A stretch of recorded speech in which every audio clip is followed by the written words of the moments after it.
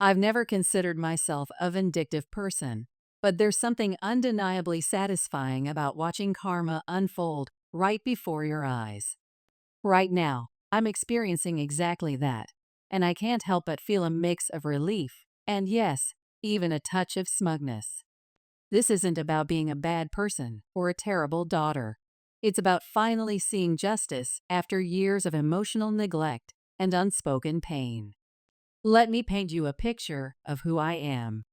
I'm Emma, 31, a head nurse at Valley Care Nursing Home.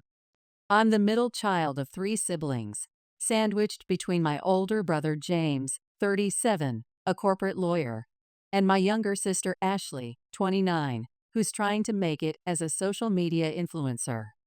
Growing up, we appeared to be your typical suburban American family. My mom, Catherine, now 59, always tried her best to be an equal parent to all of us. She was a dedicated teacher who managed to give each of us attention in her own way. But my father, Richard, 65, a former corporate executive, well, that's where things get complicated. Dad never tried to hide his favoritism. Ashley was his precious princess, and James, being the only son, naturally bonded with him over man things, watching football games, learning about cars, discussing business strategies. And then there was me, perpetually existing in the shadows of their affection. It wasn't that I was deprived of material things. When gifts were given, I received just as many new clothes as Ashley, or had the same quality of school supplies as James. The difference lay in the emotional currency, the way Dad's eyes would light up when Ashley entered a room, or how he'd lean forward with interest whenever James spoke about his day at law school. Meanwhile, my achievements at nursing school, my promotions at work, they were met with polite nods and quick changes of subject. Emma will be Emma, he'd say dismissively whenever Mom tried to highlight my accomplishments. Mom would give me that apologetic look, and James would try to redirect the conversation back to my success. But the damage was already done. The pattern was set early, and it became our family's unspoken reality. Childhood memories. Looking back, I can pinpoint the exact moments when I realized I was different in Dad's eyes. I remember being 10 years old, watching Dad teach James how to change a tire on our family SUV. I stood at the garage door, still in my nursing volunteer program t-shirt from the children's hospital, hoping he'd notice me and invite me to learn too. "Hey Dad, can Emma join us?" James asked, always my protector.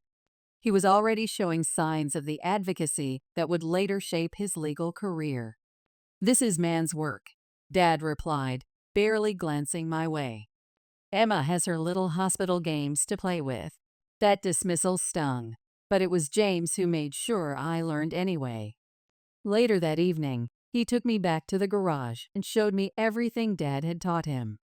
It became our ritual. James would learn from Dad, then teach me in secret. When Dad taught James to drive, to manage finances, to negotiate, James made sure I learned it all too. Mom saw it all happening. As a teacher, she was trained to notice these dynamics, and I could tell it broke her heart. She tried to compensate by being extra present at my school events, helping with my science fair projects about healthcare, and supporting my dream of becoming a nurse. But she never directly confronted Dad about his behavior.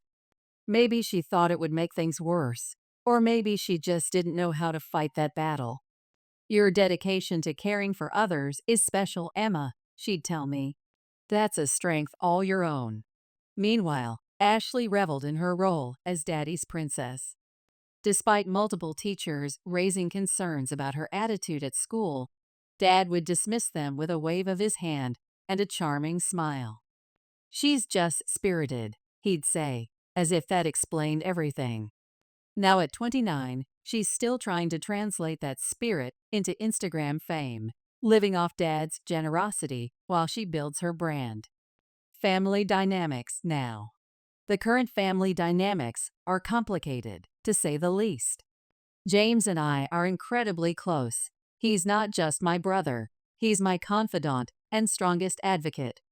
He can barely tolerate Ashley's presence, only seeing her at mandatory family gatherings.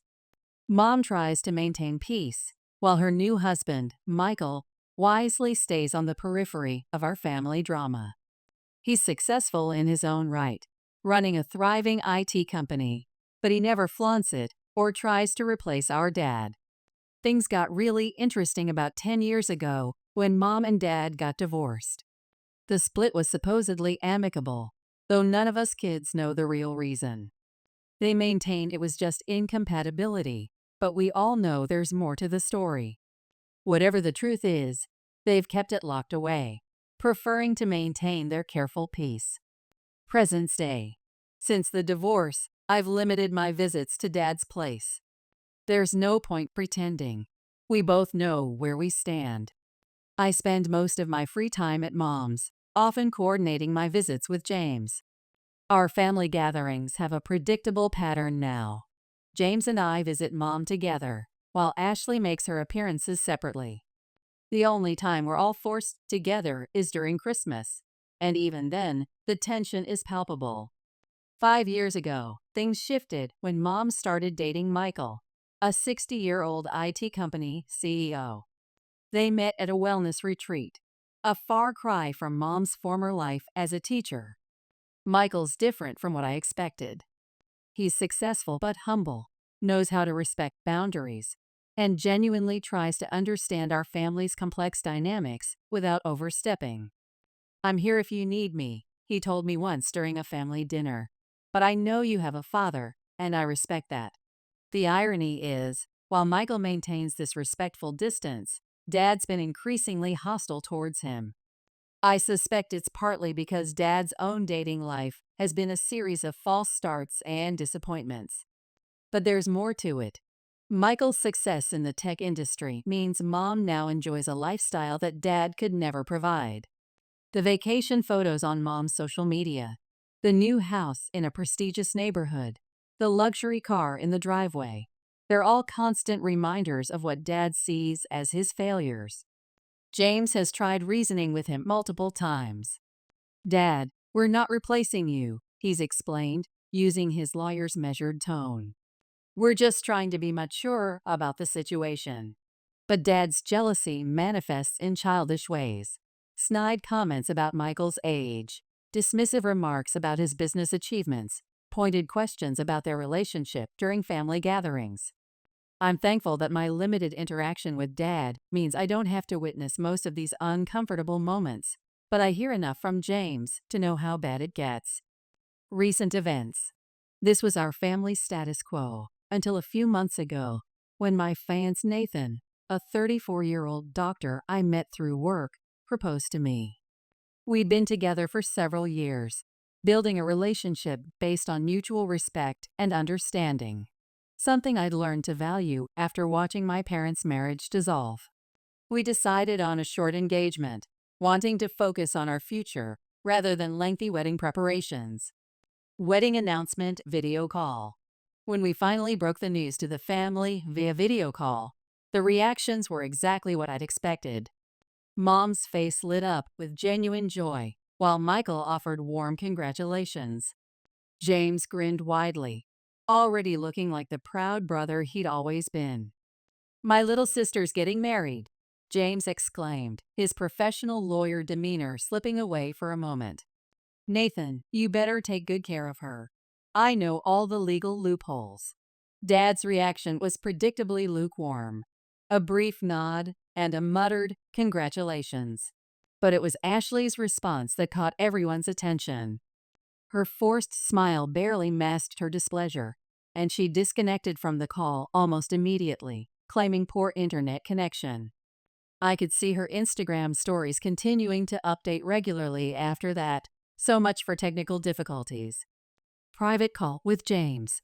Later that evening, I called James privately. My hands were shaking slightly as I brought up what had been weighing on my mind.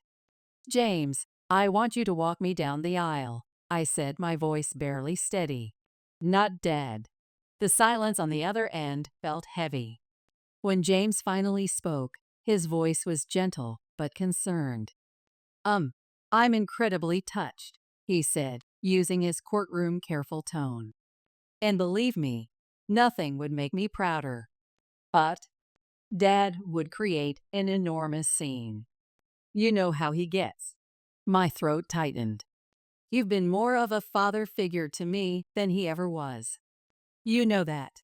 All those times you taught me what he should have. I know, James sighed. And I would love nothing more than to do this for you. But think about your wedding day. Do you want it overshadowed by Dad's drama? He'd make sure everyone knew how disrespected he felt. I hated that he was making sense. So once again, I have to accommodate his feelings while mine don't matter. Your feelings always matter to me, James assured me. But strategically speaking, and this is the lawyer in me talking, letting Dad have this role might be the path of least resistance.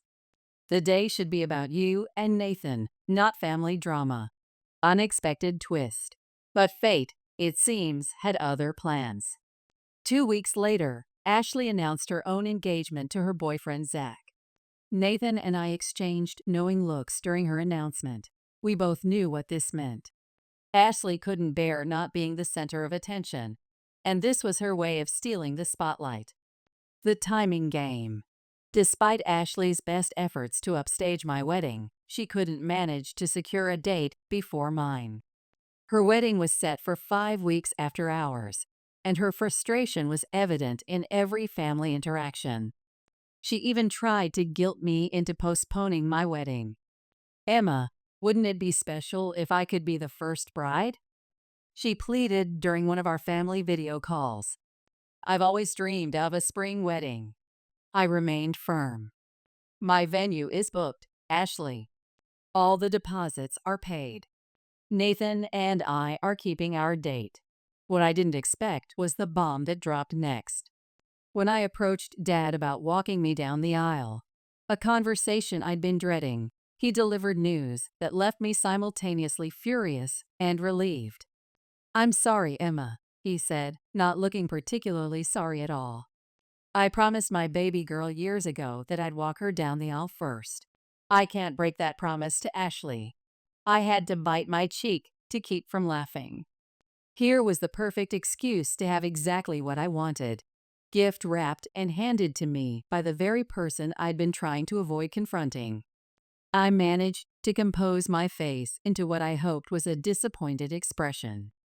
Oh, I understand, I said, proud of how my voice wavered just slightly. A promise is a promise, after all. The moment I hung up, I called James. His reaction was exactly what I needed. Pure, righteous anger on my behalf. He what? James' lawyer calm voice cracked with indignation. If I had known he'd pull something like this, I would have agreed to walk you down the aisle the second you asked. This is ridiculous. I couldn't help but grin. James, don't you see? This is perfect. Now I get exactly what I wanted in the first place. My big brother walking me down the aisle. You're right, he said, his voice settling back into its usual measured tone. If Dad wants to play favorites, then we can make our own choices too. I would be honored to walk you down the aisle. The unexpected turn. Everything was falling into place, despite the usual stress of wedding planning. I was focused on finalizing details with my vendors and coordinating with Nathan about our honeymoon plans. Dad had mentally checked out of my wedding preparations entirely, too busy fawning over Ashley's elaborate plans, which he was funding entirely. Meanwhile, Nathan and I were paying for our own celebration, making every decision count within our budget. Then came yesterday's video call that turned everything upside down. Ashley dropped another bomb, this time on Dad. Daddy, she said, her voice sickly sweet. I've been thinking. I want Michael to walk me down the aisle. The silence on the call was deafening. Michael's face froze in shock. Mom's hand flew to her mouth. And Dad. Dad looked like he'd been physically struck. The successful former executive suddenly seemed to shrink before our eyes. What? Dad's voice was barely a whisper. But Princess, I thought. I want Michael to do it, Ashley repeated, firmer this time. He's been more present in my life lately, and it just feels right. Michael, to his credit, looked extremely uncomfortable. Ashley, I think we should discuss this more. But Ashley had already ended the call, leaving us all in stunned silence. Within minutes, my phone started buzzing, Dad calling. I let it go to voicemail. This wasn't my circus, and these weren't my monkeys. I had centerpieces to finalize and a final dress fitting to worry about. Late night call. Hours later, my phone rang again. It was nearly midnight, and Dad was calling, again. This time, his voice was thick with tears. Emma, sweetheart, he choked out. I was wrong. I was so wrong. Please, please let me walk you down the aisle. I felt a complex mix of emotions, satisfaction, pity, and a deep, tired sort of anger. Dad, I appreciate that you're upset, but this situation with Ashley is between you and her. My wedding plans are set. James is walking me down the aisle. But I'm your father. His voice rose. James is just a placeholder. I'll talk to him, make him understand. No, Dad, I cut him off firmly. James isn't a placeholder. He's my choice. He's always been there for me, teaching me everything you should have taught me. This isn't about Ashley, or you, or anyone else. This is about my choice. Late night call with James. After hanging up with Dad, I immediately called James. My hands were shaking as I recounted the conversation. He said he'd talk to you about stepping aside, I explained, pacing in my apartment. As if you were just some kind of temporary stand-in. I heard James take a deep breath, his customary pause before delivering legal arguments. But when he spoke, his voice was filled with raw emotion rather than his usual measured tone. I waited for Dad to call me first, he said, to show at least that much respect. When he didn't, I called him myself. I lost it. I said things I've been holding back for years. What kind of things? I asked, sinking onto my couch. Everything. How he failed you as a father. How out of his 3 kids, none of us truly respect him anymore. I told him I lost respect for him because he couldn't be fair to all his children. You lost respect because he never showed you real fatherly love. And Ashley? James let out a bitter laugh. Well, she clearly doesn't respect him either, or she wouldn't have humiliated him like this. James, I whispered, tears forming in my eyes. I told him that Ashley turning out the way she did was his own fault. He created this entitled person who thinks nothing of hurting others. And now it's come back to bite him. James paused. I know the timing isn't great, but I couldn't stay quiet anymore. Not when he tried to use you as a backup plan. Wedding preparations. The next few days were a whirlwind of final preparations. I threw myself into work at the nursing home, finding comfort in the routine of caring for others. Nathan sensed my stress and doubled his efforts to shield me from family drama, handling last-minute vendor calls and coordination. Dad remained sullen at our final family dinner before the wedding. He kept glancing between me and Ashley, who strategically positioned herself at the opposite end of the table, tapping away at her phone, probably planning her own wedding social media strategy. I caught Mom watching us all with a sad expression. Later, she pulled me aside in the kitchen.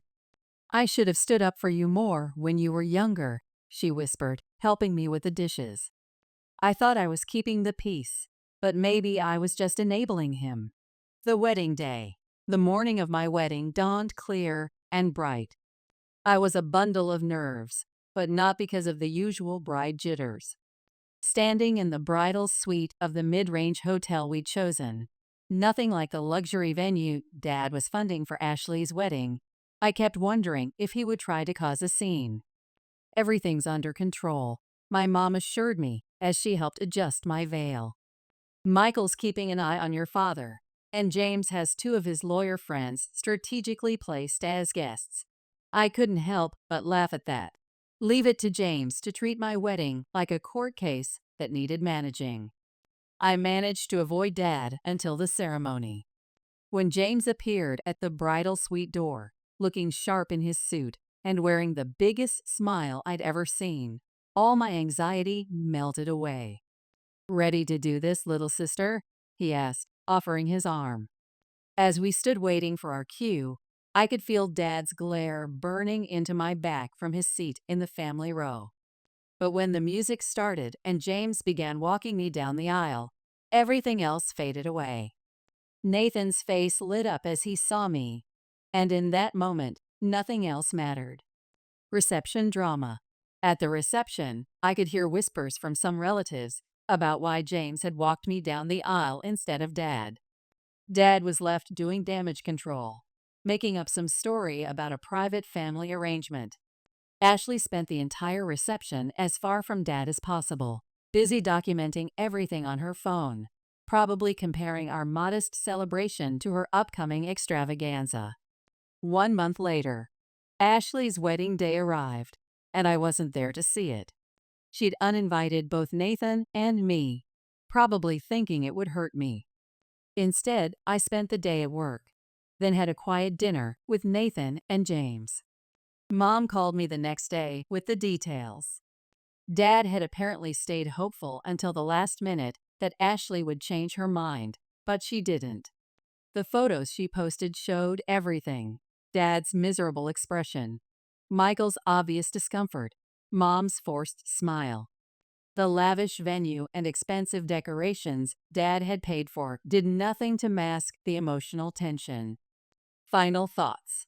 Now, as I settle into married life with Nathan, I find myself feeling surprisingly peaceful about everything. Dad's actions finally caught up with him. He's lost all his children in different ways, and his personal life remains a mess. It might sound harsh, but I feel it's justified karma for years of emotional neglect. I'm focusing on my life now, my career at the nursing home, my new family with Nathan, and my strong bond with James. As for Dad and Ashley, they can live in the world of social media appearances and expensive events they've created for themselves. I found something more valuable: genuine love and respect.